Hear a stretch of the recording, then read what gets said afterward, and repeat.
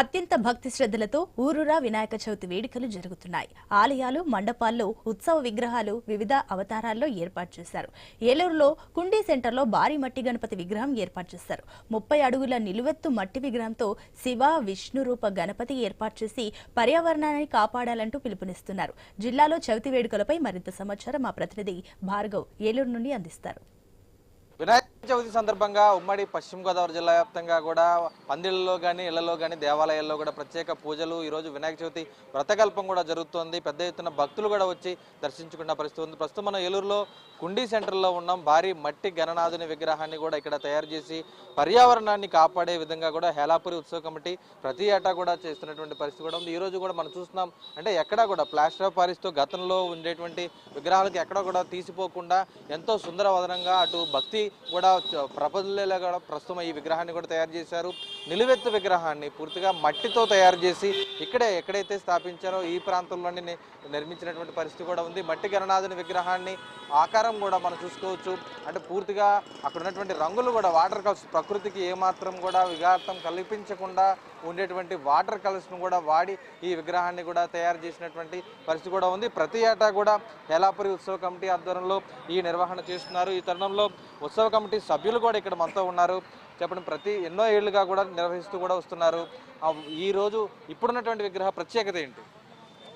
హేలాపురి గణేష్ నవరాత్రి మహోత్సవాలు ప్రారంభించి గత 17 సంవత్సరాలుగా పూర్తి చేసి ఈ 18వ సంవత్సరంలో ఈ నవరాత్రి మహోత్సవాలకి ఈ ప్రతిమను ఏర్పాటు చేయబడింది.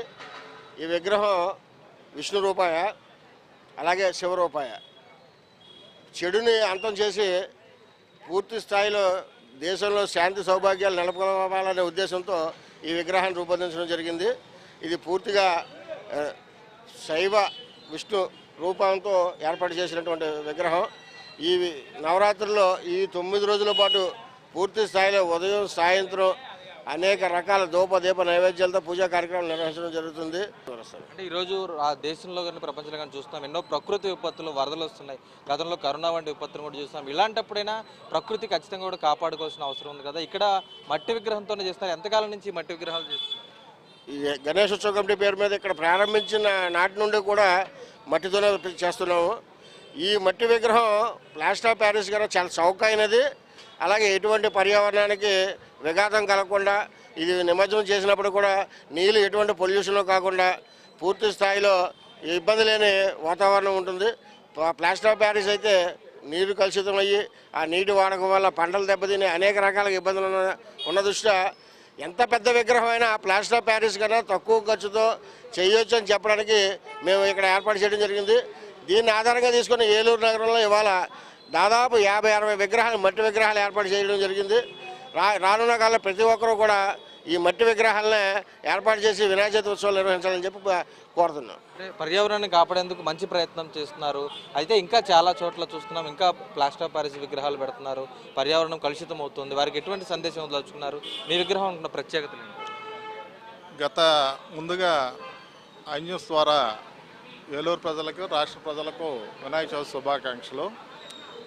ఇక్కడ 2007 సంవత్సరం నుంచి స్టార్ట్ చేసామండి. అది మెయిన్ మా యొక్క ముఖ్య ఉద్దేశం ఏంటంటే, ఎంత పెద్ద విగ్రహాన్నైనా వాటర్ కలర్స్తో, గడ్డితో, ఊకతో చెయ్యొచ్చు అనే ఉద్దేశంతోనే మా లక్ష్యం ఇక్కడ మొదలైందండి.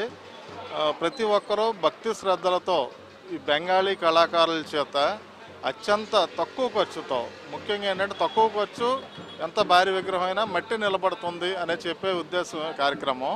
2007లో మొదలు పెడితే ఇక్కడ మట్టి విగ్రహం తప్ప ఎక్కడా మేము నలుమూలలో ఎక్కడ ఏలూరు కానీ ఎక్కడా చూడలేదండి. ఈరోజు నిజంగా దగ్గర 50-60 విగ్రహాల మట్టి విగ్రహాలనే అందరూ పూజిస్తున్నారు. అలాగే పర్యావరణానికి హాని చేయకుండా భావితరాలకు ఈ మంచిగా ప్రకృతిని అందించే ఉద్దేశంతో ఇది నెలకొల్పడం జరిగిందండి. చివరి రోజు 16వ తారీఖున కూడా సామూహిక నిమజ్జనం అనే ఒక కార్యక్రమాన్ని కూడా మేము ఇక్కడ చేపట్టడం జరుగుతుంది. రైట్, చూస్తున్నాం కదా, అంటే ప్రకృతిని కాపాడుకోవాల్సినటువంటి అవసరం ప్రతి ఒక్కరిపై ఉంది అనేటువంటి సందేశాన్ని అందరికీ కూడా తెలియపరిచే విధంగా ఈరోజు ఏలూరులో హేలాపురి గణేష్ ఉత్సవ కమిటీ ఆధ్వర్యంలో కూడా భారీ మట్టి గణనాథుని విగ్రహాన్ని నెలకొల్పారు. దాదాపు 2007 నుంచి కూడా దాదాపు 17 ఏళ్ళ నుంచి కూడా ఇటువంటి మట్టి విగ్రహాలని నెలకొల్పుతూ కూడా ఆదర్శవంతంగా నిలిచారు. ఎందుకంటే ప్రకృతి విపత్తులు విరుచుకుపడుతున్నటువంటి పరిస్థితులు ప్రస్తుతం మనం చూస్తున్నాం.